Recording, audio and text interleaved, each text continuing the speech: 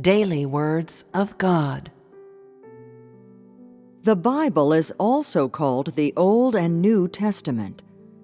Do you know what testament refers to?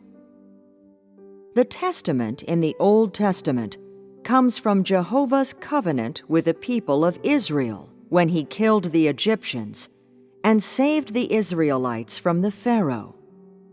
Of course, the proof of this covenant was the lamb's blood daubed on lintels, through which God established a covenant with man, one in which it was said that all those who had lamb's blood on the top and sides of the doorframe were Israelites.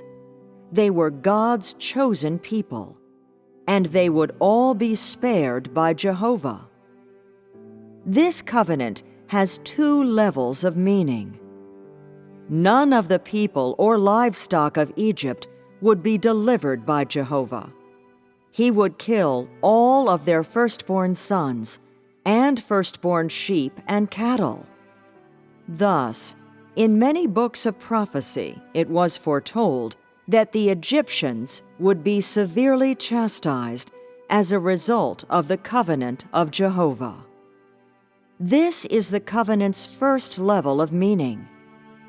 Jehovah killed the firstborn sons of Egypt and all its firstborn livestock, and he spared all the Israelites, which meant that all those who were of the land of Israel were cherished by Jehovah and would all be spared.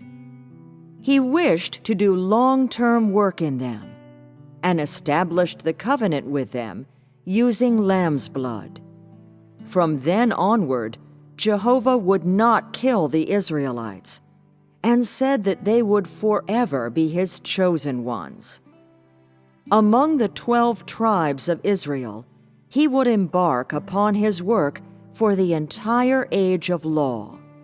He would unveil all his laws to the Israelites, and choose among them prophets and judges, and they would be at the center of his work.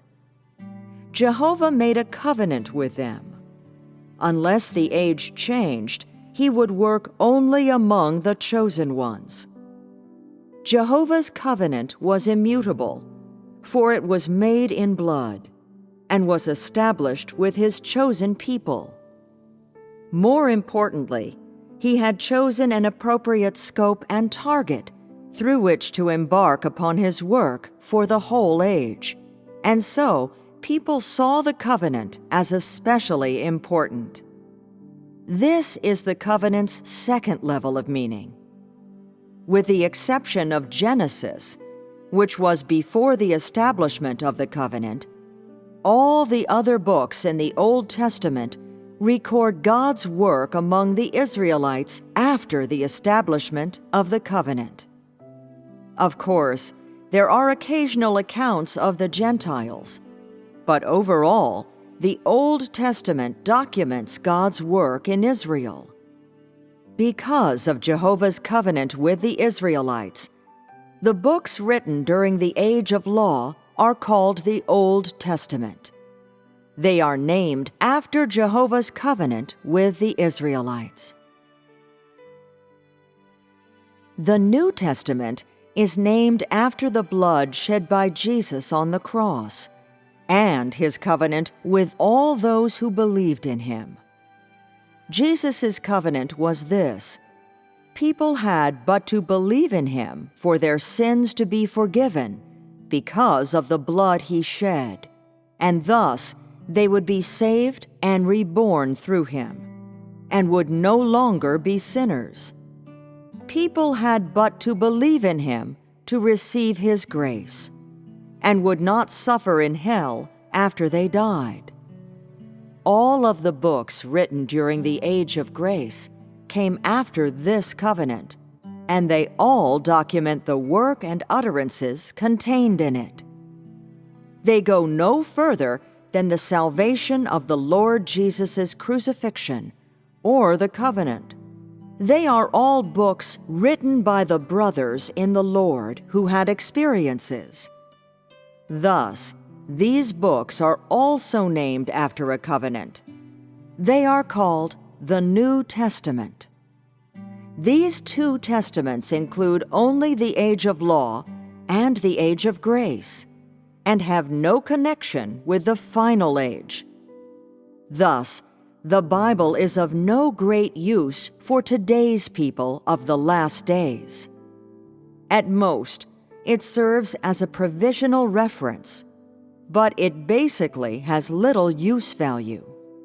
Yet, religious people still treasure it the most. They do not know the Bible. They know only how to explain the Bible, and are fundamentally unaware of its origins. Their attitude toward the Bible is, "Everything in the Bible is right. It contains no inaccuracies or errors." Because they have first determined that the Bible is right and without error, they study and examine it with great interest. Today's stage of work was not foretold in the Bible. There was never any mention of the conquest work in the darkest of all places, for this is the latest work. Because the age of work is different, even Jesus himself was unaware that this stage of work would be done during the last days. And so, how could the people of the last days find this stage of work in the Bible by examining it?